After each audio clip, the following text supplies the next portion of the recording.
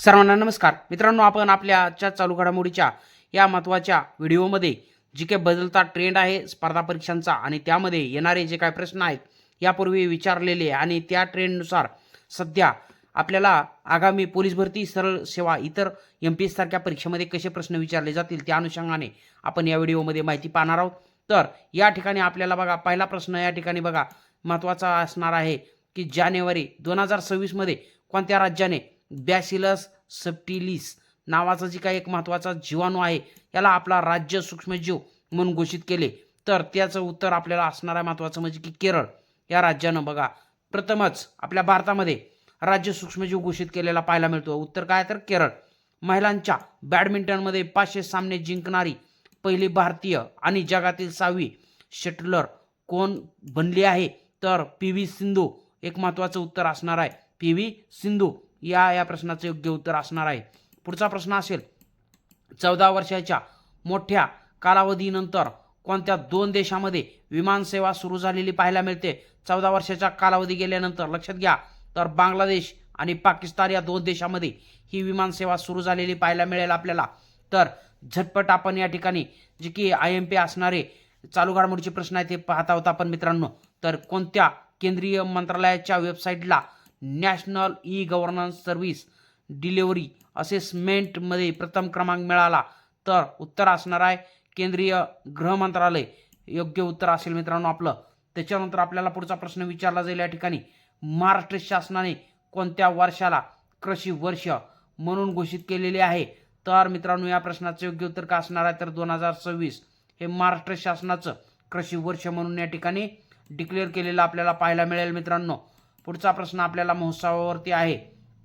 आपल्याला हमखास प्रश्न बघा महोत्सव आणि जे काही असणारे काही महत्त्वाचे उत्सव आहेत विविध राज्यामधील त्या संदर्भात प्रश्न असतो। तर मरु उत्सव किंवा मरु महोत्सव 2026 हा प्रसिद्ध सांस्कृतिक उत्सव कोणत्या शहरात सुरू झाला किंवा साजरा झाला असाही प्रश्न असू शकतो? तर जैसलमेर, राजस्थानमधील जैसलमेर येथे हा मरु महोत्सव साजरा होतो। त्याच्यानंतर आपल्याला पुढचा प्रश्न या ठिकाणी विचारला जाईल मित्रांनो। महत्त्वाचा प्रश्न असेल भारतातील पहिले doctor Babasaheb Ambedkar advocate training and research centre महत्त्वाचा प्रश्न आहे, पहिला आहे भारतातलं। तर हे महत्त्वाचं म्हणजे की ट्रेनिंग सेंटर कुठे? तर नवी मुंबईमधील असणारं तळोजा या ठिकाणी हे सेंटर बघा महत्त्वाचं स्थापन झालेलं पाहायला मिळतं, सुरू झालेलं पाहायला मिळतं। त्याच्यानंतर आपल्याला पुढचा महत्त्वाचा प्रश्न असेल आपल्या या झटपट चालू घडामोडीतील एक नुकत्याच प्रसिद्ध झालेल्या आर्थिक पाहणी अहवाल 2025-26 नुसार भारताचा बेरोजगारी दर किती टक्क्यावर आला आहे? तर 4.9% हा दर आपल्याला पाहायला मिळेल।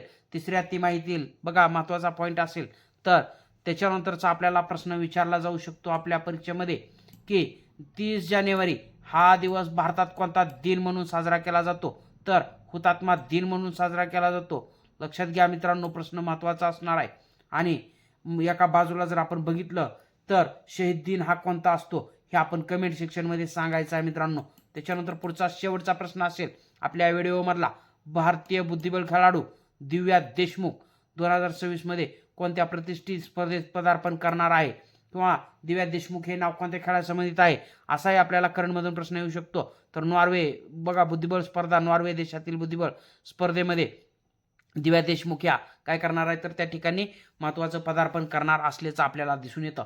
तर मित्रांनो हे होते आपल्या आजच्या व्हिडिओमधील झटपट असे बघा चालू घडामोडीचे एक 10 प्रश्न, टॉप 10 प्रश्न जे की आपल्याला हमखास विचारले जाऊ शकतात। तर आपण जर माझ्या चॅनलला नवीन असाल तर चॅनलला सबस्क्राईब करा आणि जास्तीत जास्त व्हिडिओ शेअर करा आणि व्हिडिओला लाईक करा। या ठिकाणी थांबूया, पुढच्या व्हिडिओमध्ये भेटूया। तोपर्यंत धन्यवाद, जय हिंद, वंदे मातरम।